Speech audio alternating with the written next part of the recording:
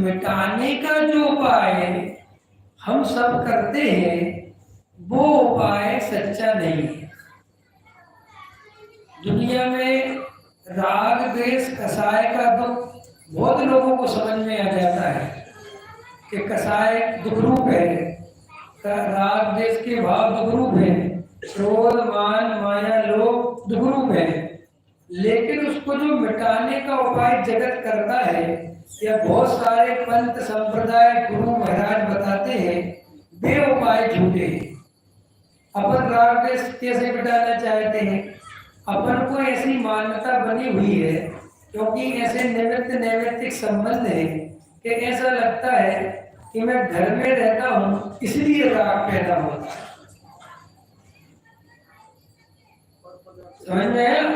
मेरी ये पत्नी है, ये मुझे राग पैदा कराती है। ये जो मेरे बच्चे हैं, ये मुझे राग पैदा कराते हैं। मैं बम्बई शहर में रहता हूँ, यहाँ बहुत भीड़ भाड़ है, इसलिए मुझे कसाय पैदा होती है। समझ में आया? मेरा खाने पीने पे कंट्रोल नहीं है, इससे राग पैदा होता है। माने हम वो राग का कारण केवल और केवल पर द्रव्य को मान लेते हैं, क्योंकि दिखाई भी ऐसा देता है कि अगर पत्नी नहीं होती तो कसाय नहीं होती, राग नहीं होता। अगर ये बच्चे नहीं होते, ब्रह्मचारी त्यागी वृत्ति बन गए होते, किसी ब्रह्मचारी आश्रम में रह रहे होते, तो ना नौमन तेल होता ना राधा नास्ती। जब पत्नी नौमन तेल माने नायन मण, कल कोई पूछ रहा था बहन जी और नौमन समझ में, नौमन माने नौ नायन, 1 2 3 4 5 6 7 9 मण तो समझते हो ना गुजराती में 40 किलो का एक मण होता है, 30 किलो का होता है 20। अरे यार गुजराती में कम कैसे करती है? हमारे यहाँ तो 40 किलो का होता है। चलो कोई बात नहीं। तो अब अपने को ऐसा लगता है, बहुत लोगों को लगता है कि अगर ये स्त्री पुत्र मकान दुकान नहीं होते तो हमें राग नहीं होता, कसाय नहीं होती। और ये मान्यता महामिथ्या है, और वो बाहर से ऐसा दिखता भी है, दिखाई भी देता है ना कि भाई इतनी कसाई क्यों हो रही है, कि ऐसा पत्नी के चक्कर में बहुत विकल्प होते हैं, मुझे बेटे के चक्कर में बहुत विकल्प होते हैं। समझ में आया? मंदिर में जाओ, ये पूजा पाठ के चक्कर में बहुत विकल्प होते हैं, मंदिर के ट्रस्टी बन जाओ, बहुत विकल्प होते हैं।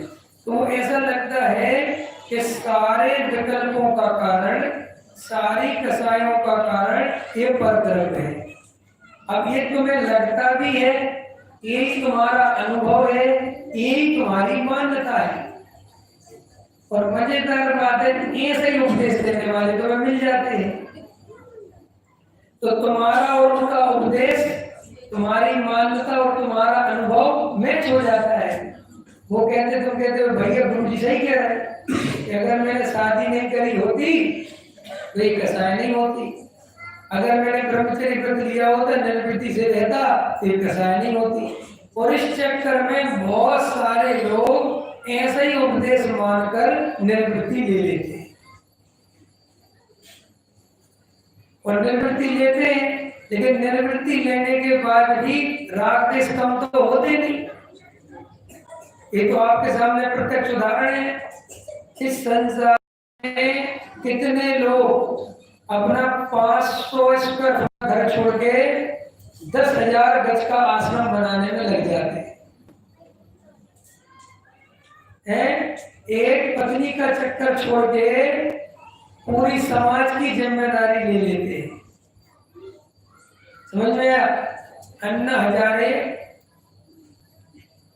तो ठीक है, लेकिन थे एक जमाने में अन्ना हजारे 2014 में बड़े प्रसिद्ध थे, और दिल्ली वालों ने उनको प्रसिद्ध की। तो अन्ना हजारे एक इंटरव्यू में आए, बोले साहब आपने शादी क्यों नहीं करी? तो बोले मैं मिलिट्री में था और मेरे अंदर इस देश की सेवा करने का भाव था, और मुझे एक गोली लग गई और मैं मिलिट्री से रिटायर जो भी भेज दिया गया। तो मेरे मन में आया कि मुझे शादी नहीं करना, मुझे एक चूल्हा नहीं जलाना। समझ में आया? मैंने एक चूल्हा नहीं जलाया तो घर घर चूल्हे जलवा दिए। समझ में आया कि नहीं आया? है समाज सेवा, समाज सेवा अन्ना जाए। बोले मैं अगर एक चूल्हा जला लेता, एक शादी कर लेता तो अपने घर का चूल्हा जला पाता, लेकिन मैंने शादी नहीं करके सारी समाज के चूल्हे जला दिए। समझ में आया? ऐसे ही दुनिया चल रही है, ऐसे ही धर्म चल रहा है। समझ में? ऐसा मेरा तो कोई नहीं है, मैं तो बस घर गृहस्थी छोड़ दी, बस धर्म आराधना में लगा रहता हूँ, बस मुझे तो कुछ नहीं साहब, बस क्या क्या करते हो धर्म आराधना में? ये आश्रम बनवा रहा हूँ, बढ़िया व्यवस्था हो जाएगी, लोग आएंगे, बढ़िया एसी रूम बन रहे हैं, बढ़िया एकदम व्यवस्थित हो रहा है, मेरे को तो कोई लेना देना है नहीं वैसे, उनको बस समाज धर्म पर भावना हो जाए। अब उनको ये धर्म समझ में आया है, निर्वृत्ति लेके आश्रम बनाने को धर्म समझते हैं। समझ में आया? तो दुनिया में ये जो बाहर से धर्म की हवा चलती है, कितने लोगों को मैं जानता हूं कि जिनके घर में खाने नहीं था, बिल्कुल कुछ अता पता नहीं, पढ़े लिखे नहीं है, और साधु सन्यासी बन के चोला पहन लिया और आज वे करोड़ों करोड़ों करोड़ों के आश्रम के मालिक हैं, और जनता उनको पागलों की तरह जय जय जय जय, आगे में लगा नहीं रहा तो लगा लेना। समझ में आया? अब कोई पैर धो के पी रहा है, कोई हाथ धो के पी रहा है, कोई जल छिड़कवा रहा है, चल रहा है तंत्र मंत्र। तो सच्ची बात तो पहले ये समझो कि पर द्रव्य के कारण मुझे कसाय नहीं होती। ये बात स्वीकार है? किस किस को स्वीकार है? हाथ उठाओ। शास्त्र से स्वीकार है कि अनुभव से स्वीकार है? अब हाथ उठाओ। जब से फिर मुझे भी हंसी आ जाती है, लोग के हंसाते।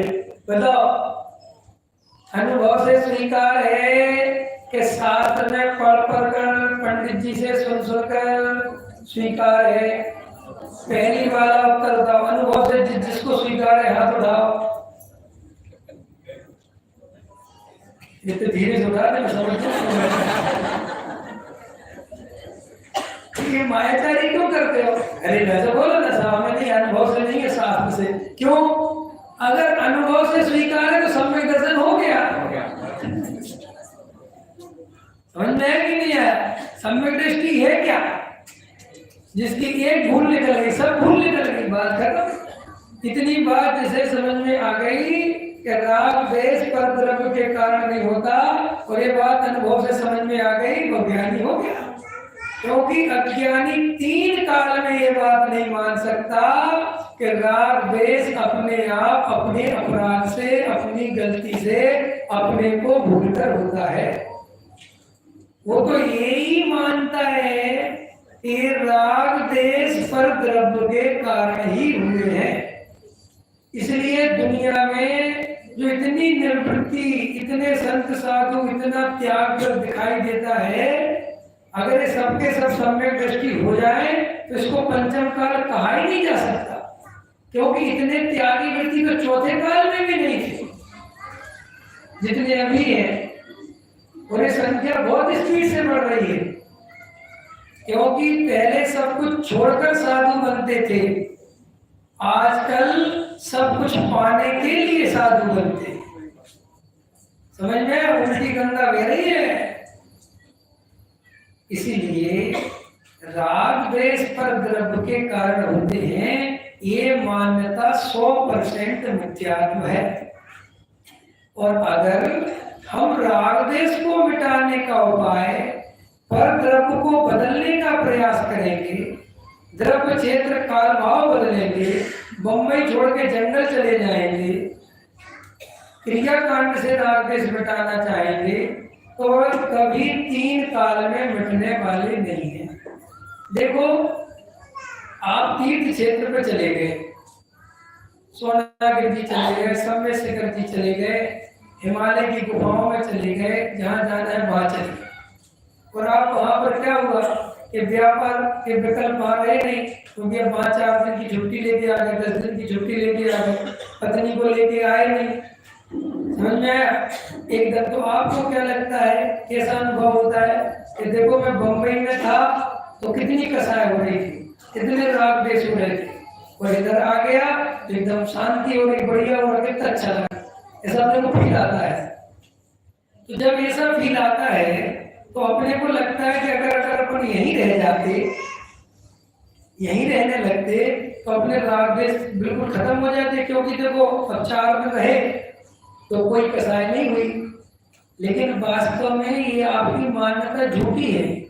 ये तो जो आपको चेंज हुआ है, समझ में, जगह जो चेंज हुई है, और अभी आपको वहां पर कोई ज्यादा परिचय नहीं है किसी का, तो आप पहाड़ पर चले जाते हो, ये थोड़ा नई नई जगह है, थोड़ा ध्यान में लग जाता है। जैसे ही आप अगर परमानेंट वहां रहने लगोगे, समझ में, तो कुछ दिन में ही सारी कसाएं आपको वापस दिखने लगेगी।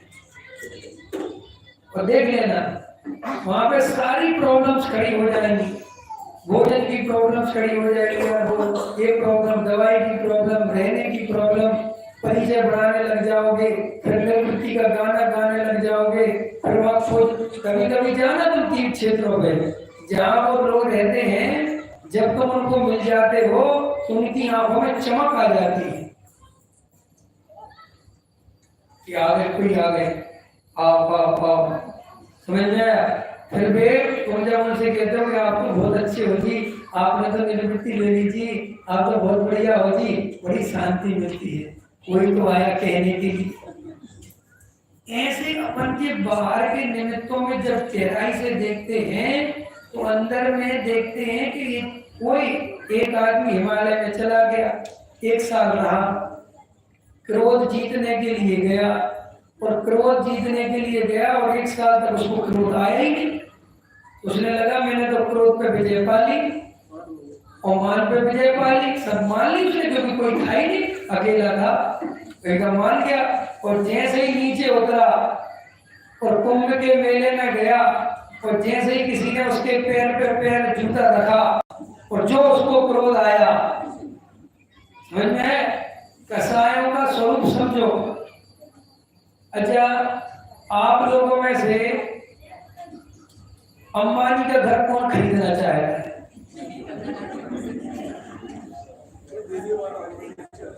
किसी को ऐसी कसाय है, ऐसा विकल्प आया?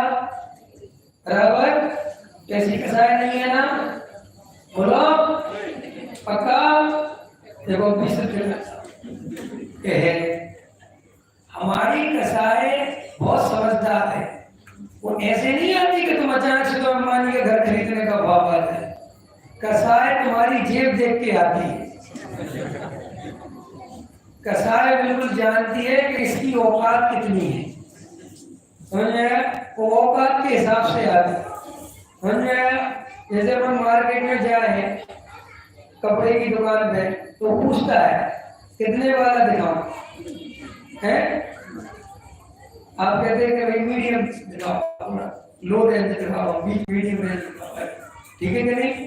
तो आपको उस समय 10,000 की शर्ट तो लेनी नहीं होगी ना, भाव है ही नहीं ना। नहीं, ऐसा नहीं है, अंदर कसाय है वो, लेकिन तुम्हारी जेब में 10,000 लेने की अभी औकात नहीं है, तो तुम कितना बोलोगे कि 2,000 वाली है, और जो 10,000 वाली ले रहा होगा उसे मूर्ख कहोगे, मूर्ख कहीं, वो ही कपड़ा है, मतलब जरा सा अंतर है, बस इसमें वो कंपनी का दूसरा नाम है, इसमें बस कंपनी का नाम है, वो ही कोई। अभी तुम्हारी कसाय तुम्हें इस तरीके से घुमाती है, क्या है अपने अंदर इतनी खतरनाक, चेतन बहुत समझदार है ना भाई, ऐसा थोड़ी बहुत होशियार चल रहे हो, वो सब देखता रहता है कि कैसा द्रव्य क्षेत्र काल भाव है, अपन बात कैसे घुमाते हैं, देखा अपनी बात घुमाने का तरीका।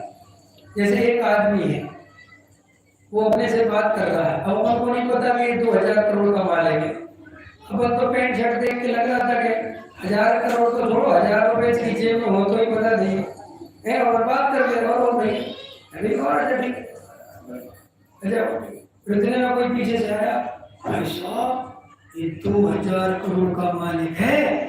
अरे भाई साहब, अरे आओ ना, बैठो ना भाई साहब, क्या ये सब? आप कहते हो कि हमारे अंदर कसाय नहीं। अभी देखो, चक्रवर्ती भरत जी जब 6 खंड कीर्तन का राग आया तो कौन सी कसाय थी उनकी? 4 प्रकार की कसाय होती ना। नाम बोलो। चलो तुम पाठशाला वालों की परीक्षा हो जाए, बोलो। अरे 4 प्रकार होते ना कसायों के, अनंतानुबंधी वाले। हाँ हाँ, बोलो तुम बोलो। अब उस क्लास में नहीं पहुंचे बड़ी में। बड़ी क्लास में कौन पढ़ता है तुम लोगों में? तो पढ़ते हो ना।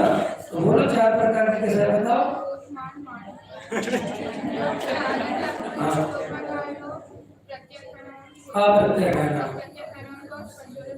बराबर हो गया। ये 4 प्रकार के भेद पड़े कसायों के।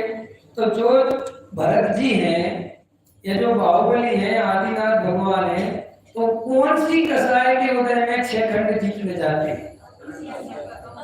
अप्रत्याख्यान। बराबर। अनंतानुबंधी तो है नहीं, अनंतानुबंधी का तो भाव है। तो अप्रत्याख्यान वर्ण कसाय की इतनी ताकत है कि वो उन्हें 96,000 शादियां करवा देती है। 6 खंड के लिए 60,000 वर्ष कर लड़ने के लिए निकल जाते हैं। ठीक है।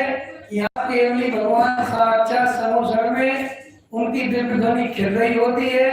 उसके बाद भी वो अप्रत्याख्यान वर्ण कसाय की इतनी ताकत है कि वो उनको 6 खंड जीतने के लिए लेके जाती है। समझ लो ध्यान से।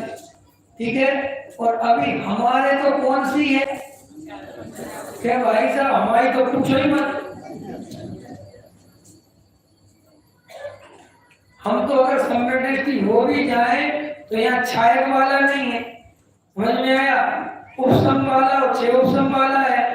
तो हमें अगर हुआ भी हो तो क्षण बर्बाद तो छूट जाए। मैंने अधिकतर तो अनंतानुबंधी। तो अनंतानुबंधी कसाय में हम अपने को धर्मात्मा मान लेते हैं और कहते हैं कि हमारे अंदर ज्यादा कसाय नहीं है। तो आपको भी कसाय का स्वरूप बता नहीं।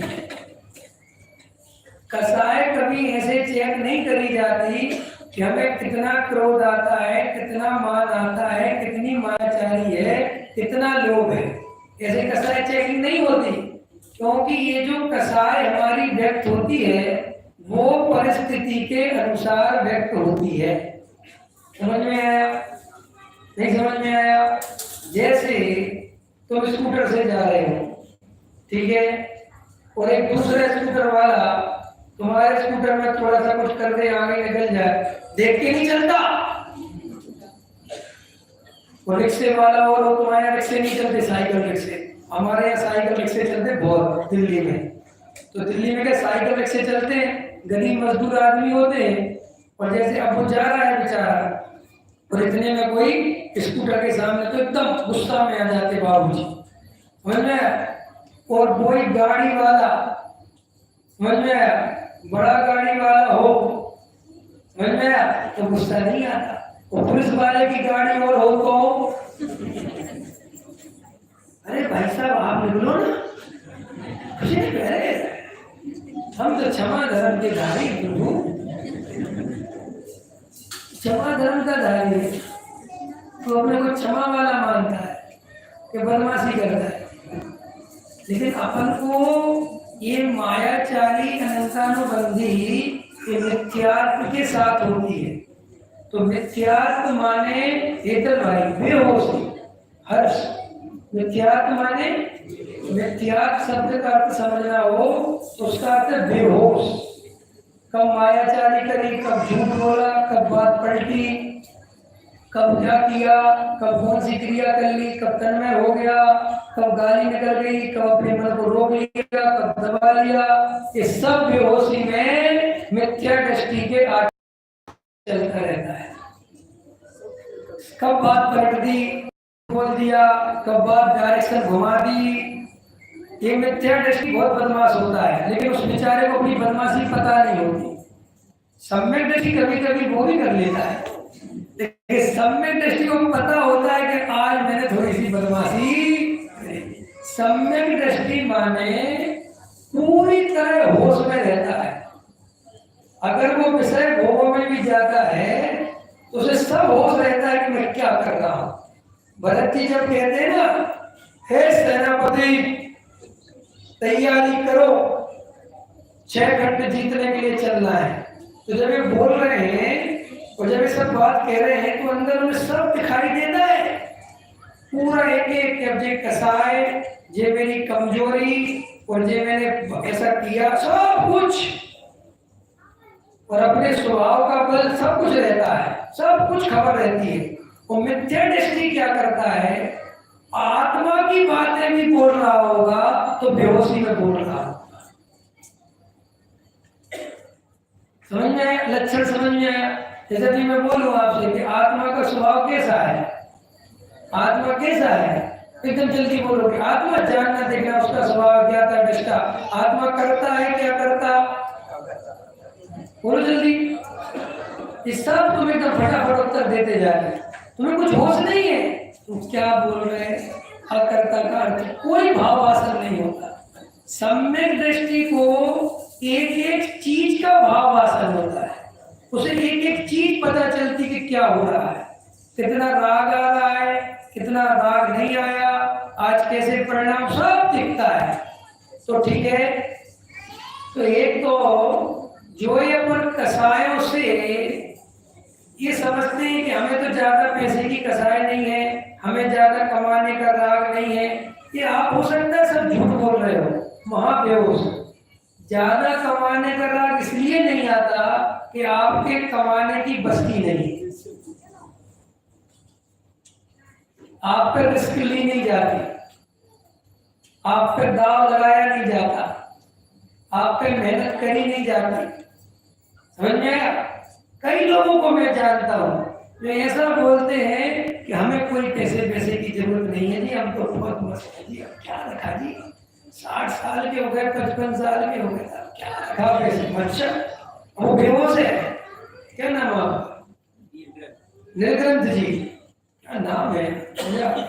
निर्ग्रंथ जी सुनो, अपन ने बोला कि भाई निर्ग्रंथ भाई कुछ पैसा कमाओ। अरे पंडित जी कुछ नहीं, परिग्रह है, नरक ले जाता है। बहुत अच्छी भावना भी है, बहुत अच्छी।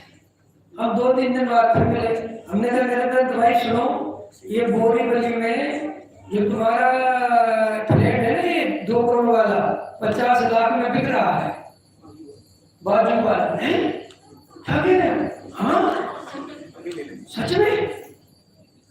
पंडित जी कितने 50 पक्का है? हाँ बिल्कुल पक्का। तो मजाक नहीं करो, पक्का ही बता रहा हूँ मैं भी गया था जिनके भोजन करने, बाजू में फ्लैट बिक रहा है, उन लोगों को इन्फॉर्मेशन दे रहा हूँ फ्री में,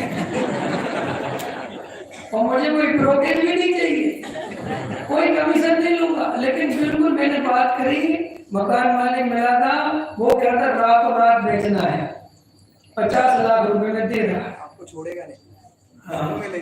हाँ, अब आपको एकदम से जो अभी कल कह रहे थे ना, परिग्रह चिंता दुखी मानो, खत्म। ये दुनिया में याद रखना, हम कितने बेईमान हैं। जिस दिन आप अपनी बेईमानी पकड़ने लगोगे उस दिन आपको पता चलेगा ऐसा कोई सगा नहीं जिसको ठगा नहीं। उस दिन पता चलेगा मैंने कितने मायाचारी कर रखी है, उस दिन पता चलेगा मैंने कितने झूठ बोल रखे। मैं बहुत संतोषी प्राणियों को जानता हूँ पंडित साहब, हमने कभी रेस में हिस्सा नहीं लिया। हमारा तो छोटा सा मकान था, 1 बेडरूम का, हमने कभी सोचा ही नहीं। भाई साहब सोचा तो बहुत, लेकिन तुम पे हुआ नहीं। और धर्म ऐसे लोगों को बड़ा सहारा देता है, धर्म ऐसे लोगों को सांत्वना पुरस्कार देता है।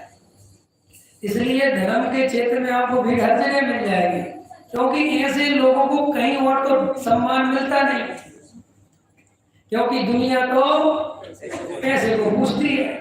बस यहीं आके उसके मन को शांति मिलती है जब वो सूत्र सुनता है, बहु आरम परिग्रह नार के सु। वो कहता वेरी गुड, उमा स्वामी महाराज कहाँ हो तुम ही हो सच्चे, बस तुम ही समझते हो, इसलिए मैंने परिग्रह नहीं जोड़ा महाराज। कोई आदमी गांव में रह जाए, हमारा तो गांव ही अच्छा है। अरे भाई साहब, हृदय पे हाथ रख के देख, गांव अच्छा है कि गांव से निकलने की हिम्मत नहीं पड़ी, सेटिंग नहीं हुई, कोशिश तो करी या करने की हिम्मत नहीं हुई। भाई साहब, ये आप अपने आप को जो संतोष संतोष करते रहते हो ना, तुम अभी क्या जानो संतोष होता क्या, कौन सा संतोष है तुम्हारे पास?